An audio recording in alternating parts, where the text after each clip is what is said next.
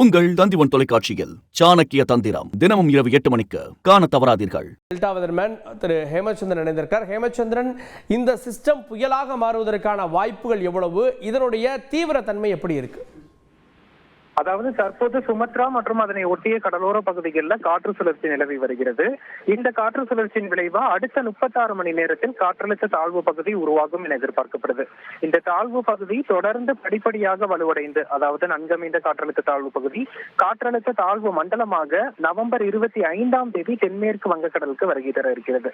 அதனைத் தொடர்ந்து இந்த நிகழ்வின் போக்கு பாத்தீங்கன்னா, அதன் பாதை அப்படிங்கிறது மேற்கு வடமேற்கு திசையில் நகர்ந்து வட இலங்கை மற்றும் டெல்டா கடற்கரையை நவம்பர் 26ஆம் தேதி அடையக்கூடும். அதற்கு முன்னதாக தற்போதே கடல் சார்ந்த அலைவுகளான மேடன் ஜூலியன் என்று அழைக்கக்கூடிய எம்ஜேஓ அலைவு மற்றும் ராஸ்பி அலைவு என இருவேறு கடல் சார்ந்த அலைவுகள் இந்திய பெருங்கடல்ல வருகை தந்திருக்கு.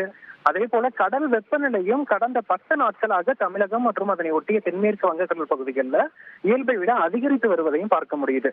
இதை அனைத்தையும் பார்க்கும் போது இந்த சலனம் டெல்டா மற்றும் இலங்கையை ஒட்டிய கடலோர பகுதிகளில் புயலாக மாறுவதற்கான வாய்ப்புகள் இருக்கு.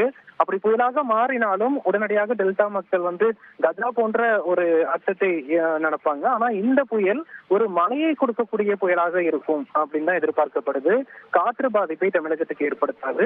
குறிப்பாக சென்னை முதல் நாகை வரையிலான வடகடலோர மாவட்டங்கள், டெல்டா மாவட்டங்கள்ல நல்ல மழைப்பொழிவை அதீதமாக கொடுக்கக்கூடிய நிகழ்வாக இந்த நிகழ்வு அமையும் அப்படின்னு எதிர்பார்க்கப்படுது. இதுல சென்னை தொடங்கி நாகை வரையிலான அனைத்து மாவட்டங்கள்லயுமே வடகடலோரம், டெல்டா கடலோர மாவட்டங்கள்ல இந்த சுற்றுல நல்ல மழைப்பொழிவை நம்ம எதிர்பார்க்கலாம்.